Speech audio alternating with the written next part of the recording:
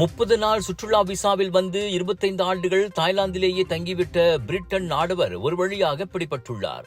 பெயர் குறிப்பிடப்படாத 60 வயது அந்நபர் 2000ஆம் ஆண்டு தொடக்கத்தில் சுற்றுலா விசாவில் தாய்லாந்துக்குள் நுழைந்து அன்றிலிருந்து அங்கிருந்து வெளியேறவில்லை. போலீஸ் சோதனையில் சிக்கும் போதெல்லாம் விசா நீட்டிப்பில் இருப்பதாக கூறி எப்படியோ அவர் தப்பித்து வந்துள்ளார். விசா விவரங்களை குடிநுழைவுத்துறை மட்டுமே பரிசோதனை செய்ய முடியும் என்பது அவருக்கு வசதியாக போய்விட்டது.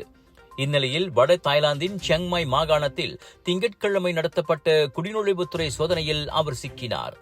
வெளிநாட்டவர்கள் அடிக்கடி வந்து போகும் இடத்தை குறிவைத்து அச்சோதனை மேற்கொள்ளப்பட்டது.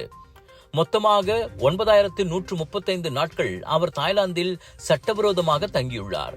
இது அந்நாட்டில் ஒரு புதிய சாதனையாகும். 2018இல் தனது கடப்பிதழையும் அவர் எப்படியோ புதுப்பித்துள்ளார். உள்ளூர் பெண்ணை திருமணம் செய்து கொண்டு 13 ஆண்டுகள் பேங்காக்கில் வாழ்ந்தவர் நிதி பிரச்சனையால் சியாங்மாயில் குடியேறியுள்ளார். அவர்களுக்கு ஒரு குழந்தையும் உண்டு. என்றாலும் வேலை வெட்டி இல்லாமல் பிரிட்டனில் உள்ள தனது குடும்பம் அனுப்பும் பணத்தில்தான் அவர் காலத்தை ஓட்டியுள்ளார். அவர் விரைவிலேயே தாயகத்திற்கு திருப்பி அனுப்பப்படுகிறார். விலையோ மலிவு, செலவோ குறைவு, தரமோ உயர்வு, மனமோ நிறைவு. மக்களின் தேர்வு என்ரிகோஸ் முழு ஆடை சத்துள்ள பால்மாவு.